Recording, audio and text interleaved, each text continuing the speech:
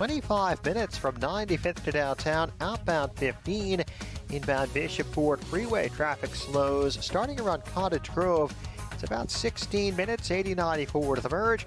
I-57 is 16 minutes as well. Inbound Kennedy, traffic's tight through the Hubbard Tunnel to the Burns Circle. 22 minutes, O'Hare to downtown, outbound 20. Inbound Eisenhower, it's 31 minutes, 390 to downtown. Stevenson, 32 minutes, 355 to Lakeshore Drive. Metra has revised schedules on several lines starting today. That's traffic. I'm Jim Talamonte on AM 560, The Answer. Chicago's Morning Answer continues next in our AM 560 Weather Center. Our meteorologist, Steve Williams. Intervals of clouds and sun today, the high at 30. Partly cloudy for tonight, low 28. Partly sunny tomorrow and Wednesday, the high tomorrow 37. Wednesday's high 41. Snow shower on Thursday with a high 40. I'm Steve Williams on AM 560, The Answer. 23 at O'Hare, next news 7:30. Continuous news coverage at 560theanswer.com.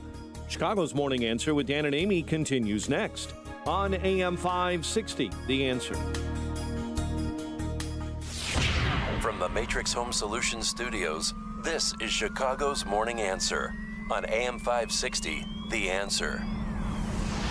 Listen to AM 560, The Answer, online at 560theanswer.com, on the AM 560 mobile app, on your Alexa-powered smart speaker, on TuneIn, iHeart, and radio.com.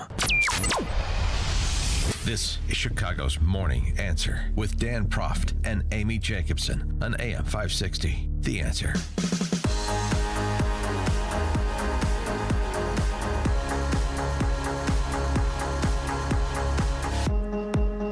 Good morning, Dan and Amy, and one of the aspects of the postmortem on all that transpired on January 6th is the Capitol Police's performance, the decisions that were made leading up till January 6th, in addition to those that were made on January 6th when violence broke out. The Associated Press reporting last week that the Capitol Police had been offered help by the Pentagon days beforehand to deal with the crowd that was anticipated for the Save America rally. But they chose not to accept that help from the Pentagon because they didn't want to appear draconian in their presence. They also turned away the Justice Department's offer to send in FBI agents as the protest was raging. At least initially they did, until a call was made by a deputy in the Department of Justice to scramble FBI agents for reinforcements, which ultimately happened. They say the police, the reporting from insider sources, is that the Capitol Police were gun-shy over criticism as to how the protests last summer were handled. AP, despite plenty of warnings of a possible insurrection and ample resources and time to prepare, the Capitol Police planned only for a free speech demonstration.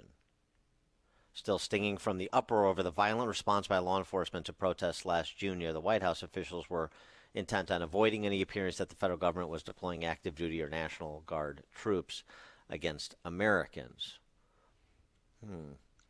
For more on that, as we're learning more about the decision-making from all relevant parties leading into and as well as on January 6th. Pleased to be joined again for our weekly installment of Lieutenant Colonel Jim Carafano, the Vice President of the Catherine and Shelby Cullum Davis Institute for International Studies at the Heritage Foundation.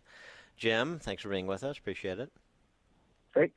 Great to be with you. And, I don't know if folks know because they just hear my title and foreign policy stuff, but my approach to this is a long background in dealing with homeland security issues and public safety issues at Heritage, and also a long career in the military, including a lot of that work dealing with the National Guard, seeing the National Guard deployed under all kinds of different situations. So I think I come at this with some degree of experience and expertise on the issue. So give us your impression of what transpired, the decision-making that led to what transpired, perhaps in part, and as more and more information is becoming available. Well, I mean, I have so many observations. I'm going to need another radio show. First of all, let's be very clear. There is no place for political violence in the American public square. And the people that committed that violence, they're responsible for it. They should be prosecuted for it. They were wrong. And there's no mitigating way or excuse or whataboutism for that. That was wrong. And it was particularly egregious to assault the capital of the United States of America. So let's just put that on the table, get that clear. Clearly, the Capitol Police failed. That's not even up for debate. So one thing for clear is going back to all the rhetoric about defunding the police and the outrage that people had that the National Guard were out protecting stuff, clearly the Capitol Police were more risk-averse because of that intense and wrong criticism. The other thing I would say is, look, you have to do your risk analysis, and you cannot just hope things are okay. And one of the lessons that we learned before in the violence against the White House and other places was by essentially not preparing at the front end, you put people's lives at risk. So clearly the Capitol Police is wrong. The only other mitigating thing I will say, kind of, if there's something in their defense, is what we have seen from demonstrations that were pro the president, and we've had a lot of them in Washington, D.C. over the years, and we've had a lot of them in recent weeks. They have all been incredibly peaceful and responsible and observant of law enforcement.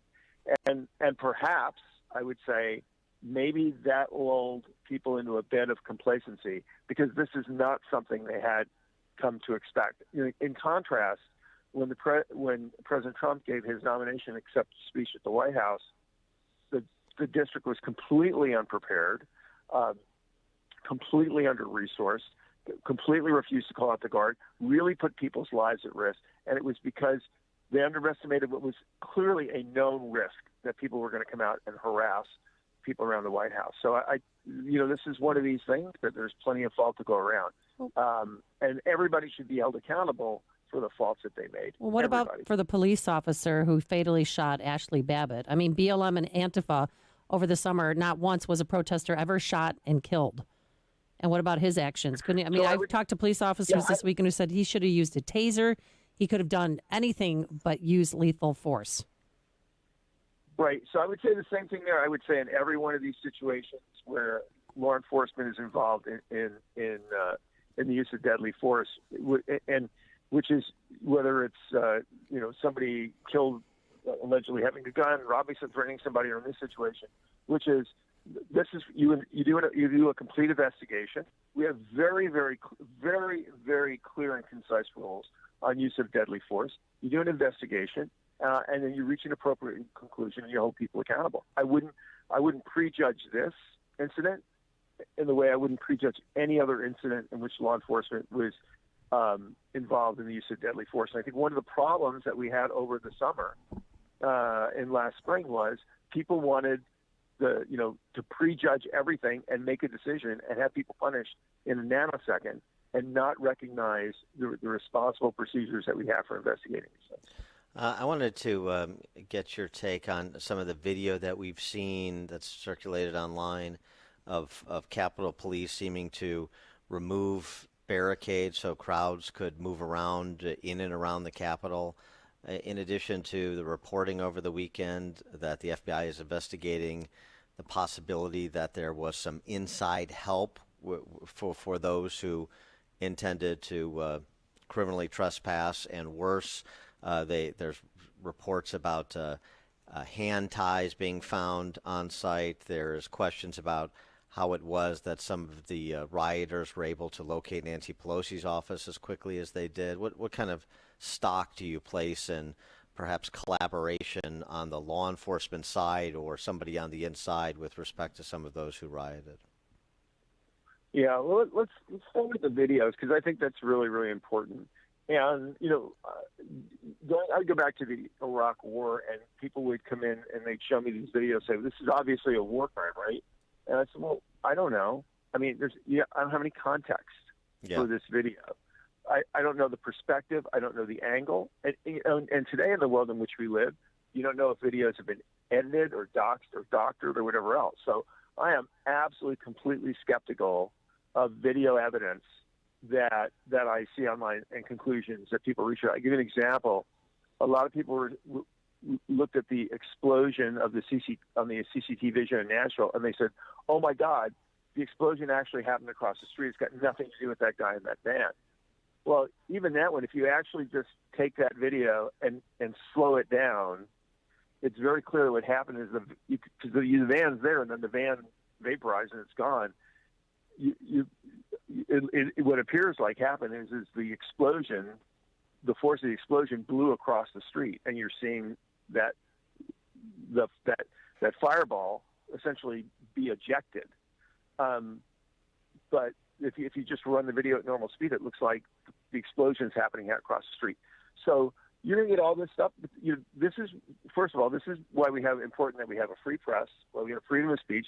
People get anything out there that they want, and then we can all evaluate it. I evaluate it by looking at what meets the standard of professional judgment on conduct and exercise, and I would do that in this situation here.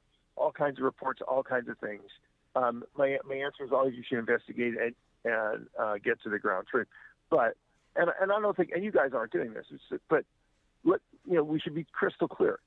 There is no place for political violence in the American public square. Doesn't matter what side it comes from. Doesn't matter if it's 2 people or 10,000 people. It's wrong. And the fundamental reason we're wrong, not just because it's a crime and act of violence and people die and get hurt, but when you cross over to political violence, then you're starting to take away other people's right to free speech and freedom of assembly, and that's just wrong. Lieutenant Colonel, I just want to ask you, because hit news that Pakistan had a nationwide power blackout. What caused that? Do you have any information? I've seen the same reporting that other folks have. So I will go back, and some of the people have been connected to kind of solar winds. I would go back to, if you remember when the Iranian centrifuges were hacked, and they were hacked by a software which was very, very common in all kinds of things all around the world. And that virus, that penetration actually linked, and it went global. And so I don't know if something targeted at some country, or particularly the United States, then created a whole cascading series of vulnerabilities. I will say, if you look at Pakistan and you look at their cybersecurity and cyber practices, they are not world-class. I would also say there's an enormous amount of nefarious cyber actors in Pakistan. So there's plenty of potential sources of vulnerabilities there. Well, what about the Vatican? I have so many issues with the Vatican. Well, I don't mean generally speaking. I mean I'm not looking for an encyclical. With respect to the apparent power outage there too, and of course there's a lot of conspiracy theories floating online. Yeah, I mean these things. I mean you can't, you don't want to, when you do analysis, you don't want to connect the dots you have. You want to connect the dots that really matter. But clearly, in solar winds, there was an enormous amount of information that was potentially compromised, and that could link to controls of systems all over the world, not just inside the United States. I wanted to also get your take on the nomination of William Burns to be the CIA director by Joe Biden, and especially these guys. It's William Burns coming from the Carnegie Foundation. Reminds me of the turnstile of Goldman Sachs guys becoming Secretary of Treasury. I don't like it, is the short version of what I'm trying to imply. But your assessment of Burns? Yeah, I mean, fundamentally, from a constitutional perspective, we go back, elections have consequences. People get to nominate who they want. You have a confirmation process that goes through that. But, and we'll see how that plays out. My guess is Biden will get confirmed most of the people that he wants, kind of regardless of concerns that people have about their qualifications or conflicts of interest. Well, I understand that, but I'm looking more for sort of what is the national security power structure. What does that imply about the sort of geopolitical agenda that the Biden administration will have? Not to mention a quote unquote deep state that has any semblance of accountability. Yeah, I don't. It's difficult to tell at this point. We've had a variety of people at the head of the CIA. Not all of them have had deep intelligence experience. Some of them have been obviously political picks as opposed to career picks, like Gina Haskell. So we'll kind of have to see. But this does get back to an important issue that we talked about a while back, which is you get what you want, get them confirmed. That's your business. But part of the reason why this system works is you're supposed to get responsible from oversight from Congress for the things they legislate on and fund. And going back to the Errol Sowell issue we just talked about a while ago, when you're having people in the committee who have committed really, really not appropriate behavior and have not acted responsibly on one of the most important things we have, which is intelligence and oversight, that's a recipe for disaster. He is Lieutenant Colonel Jim Carafano, Vice President of the Catherine and Shelby Cullum Davis Institute for International Studies at the Heritage Foundation. Jim, thanks as always. Hey, thank you guys, and thanks for jumping into the tough issues. That's really important. You guys are the best. Thanks. Good talking to you. All right. Good talking to you, too. And Lieutenant Colonel James Carafano joined us on our turnkey.pro answer line. It's like a hot, steaming cup of information to start your day. It's Chicago's Morning Answer on AM 560. The Answer. A new year is upon us, and maybe you're thinking about how you want to change your life in 2021. Hi, this is Steve Cortez, and some of you are probably thinking about buying a new home this year. You've seen the strength of the real estate market, and you're ready to make a move. But do you have a lender that you can trust? You need to talk to my friends at United Faith Mortgage. I know there are plenty of mortgage companies out there, but United Faith Mortgage is